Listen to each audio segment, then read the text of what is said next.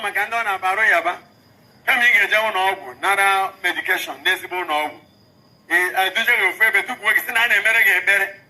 A better madam, when I yeses and cases a year, Chukun Ketchup. They can already care. Don't talk about it when they better back out, doctor. Do you hear me? Because the mother took work in an American better. I don't know, look at that. Fasting, prolonged fasting. Okay, whatever. All you know is the immunity will be so low. Fasting is good, but there are seasons for everything. Man, I was thinking I'm American fasting. Oh, yeah, I can fasting. Your faith in God is more important than your fasting at a time like that. Hello brethren, you saw the video I played a few minutes ago. And what was the purpose of that video? Listen, let me teach you what Christendom is all about. For some people who do not have the knowledge, the background definition or meaning or what it stands for. That is worldwide body or association of Christians. And what is the goal of Christendom? What is the objective? What is the aim? What is the mission? It is simply heavenly race. I want to make it so easy with a clear definition and description so that you may understand what exactly Christendom is all about. Now, what made me to come out to react to the video you watched was because some people said Matthias Ezeaku was on the right track with things he has been pointing out, things that were not right, that church or churches have been practicing all these years. Listen, Matthias Ezeaku was right to an extent, and the church was doing well as up till now. People always look at a way to put a blame on one party, right? As I know Rev.Fr Mbaka, there has never been a time he was against people going to hospital to receive medical treatment. The same thing is applicable to Evangelist Chukwuebuka Anozie Obi, who has been establishing hospitals in different states, in Lagos, in Aguleri, and in Imo State. If anyone say that the clergymen are against people going to hospital to receive treatment, then such a person is lying. They are not against this in any way, in any form. But there has been some bad practices by the people who were not called. Because in the video, you are going to hear, if you haven't heard in the introduction video, you will hear it in the middle of the video I am going to play. It's a bit long. Things that Rev.Fr Mbaka said concerning men of God who would now use condemned oil and they continue to infiltrate the internal body system and they affect some organs to an extent that medication will be weak to take control of a human being to survive when the person in the end is rushed to hospital. And it is not good when you insist that you cannot go to hospital. God created the human beings and gave us that knowledge. Why do we have doctors? We have doctors so that they can practice their profession at the hospitals where you need to be attended to when you are ill. And the prayer will back this up. Preachers of the gospel have been saying this every now and then. So if there is any preacher of the gospel who is against you going to hospital, that preacher is a false preacher. So Matthias Ezeaku was never the first person to preach that people should go to hospital. So for people who are saying that Matthias Ezeaku have opened the eyes of these clergymen, it is a lie from the pit of hell. This has been, Christianity have been, and by the way, Christianity came and the hospital came in the times of the old. Yes, being received at home in the traditional way, but Christianity came, brought education, hospital, development, and many more, made life easy than how it was before. Let us be sincere. And as you pay attention to the end of this video, it will educate you and reset your brain that someone has toyed with or tried to confuse to make you to believe that Christianity wasn't getting it right and to drive you off your faith. So watch this video to the end and leave your comment in the comment section below. Watch. Oh my God, no, baro yaba. Kami ngeja unogu nara medication desibo unogu. Duje Rev.Fr betuku wegi sina na emere ge ebere. Ebere mara mma. Mana yesi za nke siza ye chukwu nke chukwu. Ekele ọrụ eke. Doctor go back and when they better back out, doctor. Do you hear me? Even when you are here in the hospital, it's still a miracle. Because many will go to the hospital and die there. Because the man took away the thing and America better. I don't know how you get look at it's fasting, prolonged fasting. Okay, All you know is the immunity will be so low. Fasting is good, but there are seasons for everything. Even on the day, you need to be eating self for the sickness to go. Man, I'm saying I'm American fasting. Oh yeah, I'm going to fasting. Amen. Your faith in God is more important than your fasting at a time like that.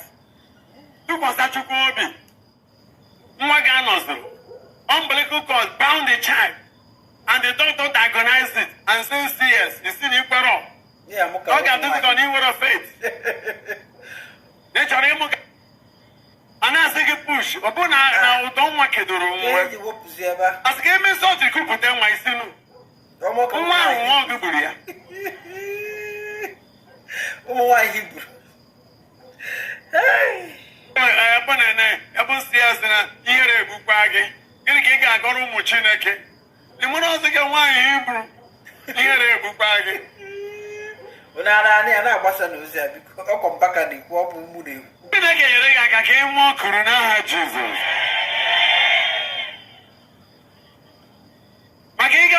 Even in Genesis chapter 35, even from verse 10 follow you. They got one Hebrew and about Rachel. Now, one immutable word. Couple of Benoni, Papa was the Benjamin. One name Joseph. Benoni, Makenam women pain carrier. Some of the medical facilities God provided in our time technologically, we are not available in their own time. These are technological miracles. Okay,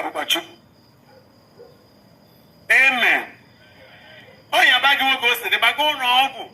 Oh, my book cancer can on a window level.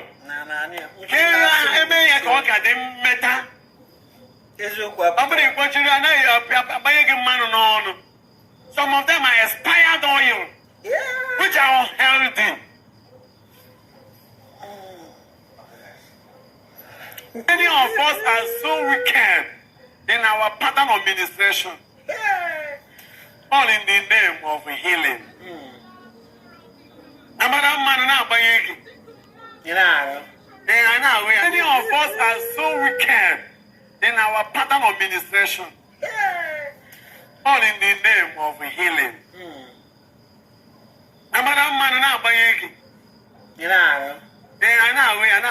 Expired oil, even when the cholesterol is high, they say pumping oil inside you. Condemn oil. Ejemi say lambeleya leleya oduromma. Igeri ego buwe mmatu. Ebuni go be Christian n'isi yanya niile. Manaka na ya naru. And the manu aka makete yete not ka ango ya. Whoa. Because some of these oil that we have produced, you don't know what they mix inside it to preserve it. There are a lot of cancer here and there. Just as I was saying, the cancer that was still at the window level, if you go to the hospital, minor treatment could be given to it, and it will go. But when it became malignant, swear I can get better. Now, by your man on. And now, I know many will misunderstand this. I'm going to get man up, or this is metastasize. Oh, God spread is an irony. More you want to beg, but as always show me. I can't go some more than another.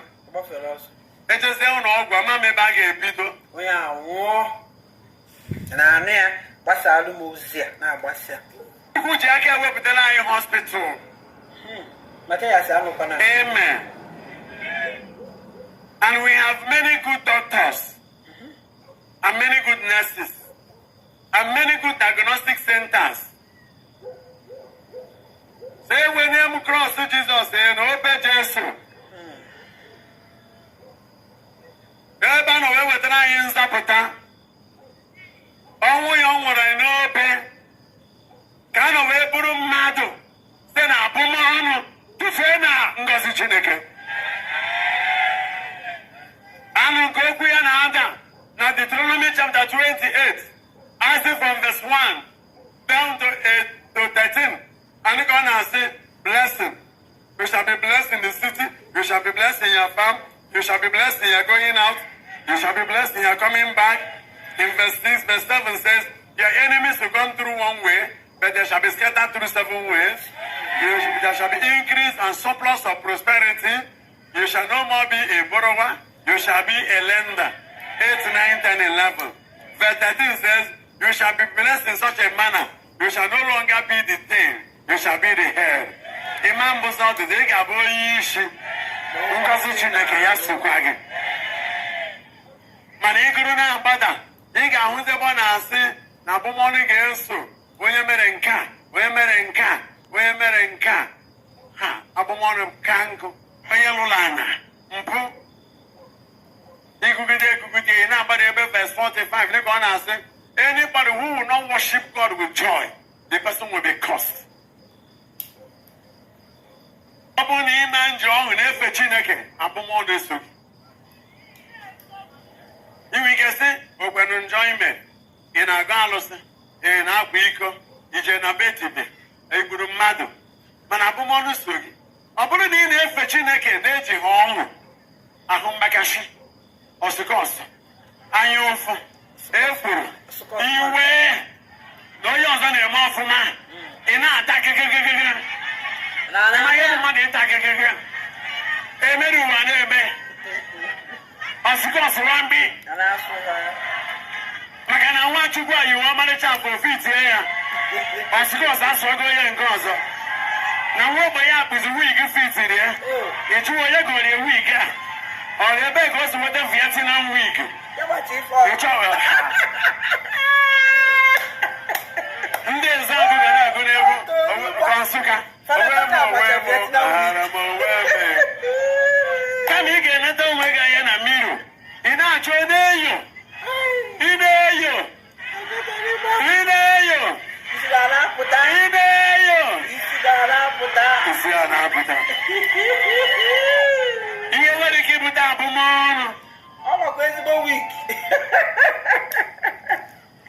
commandments. You were annual of Ufuni Yamadi begin with Oko. The Yamadi begin with. Before your Chinakero, Yamo Yabri, over and go your son. Over all your Mairu, Hapata, coming as the high. Now one car, Maka. To be enough. One mammy was that. I'm going to the charismatic. If I want to give me a deliverance. If I know your madam, a may a deliverance. Oh, what mammy was that? Oh, you read the Cotonco. Oh, watch it. Hey, got the winning. I am.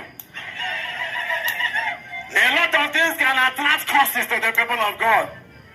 Envy, jealousy, inferiority complex. But you know, they're born and no afraid you. If you need to manage you, now, child, opposite. You make it also you are at another good. It can bring curses.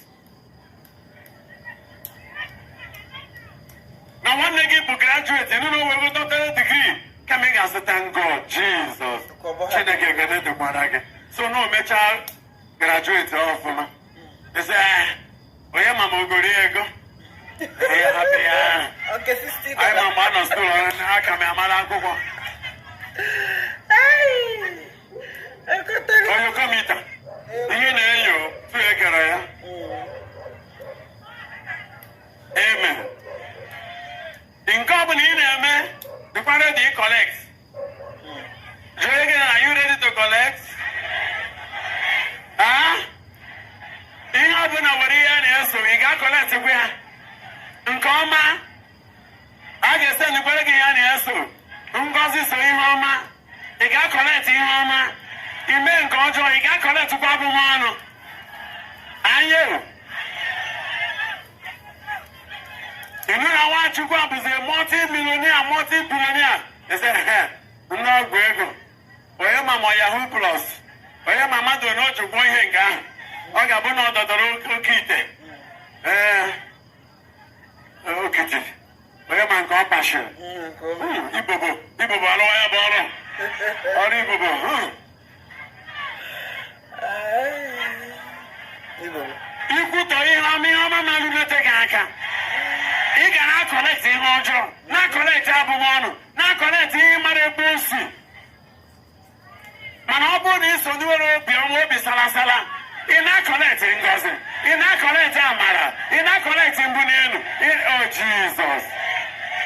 Joy, are you ready to collect?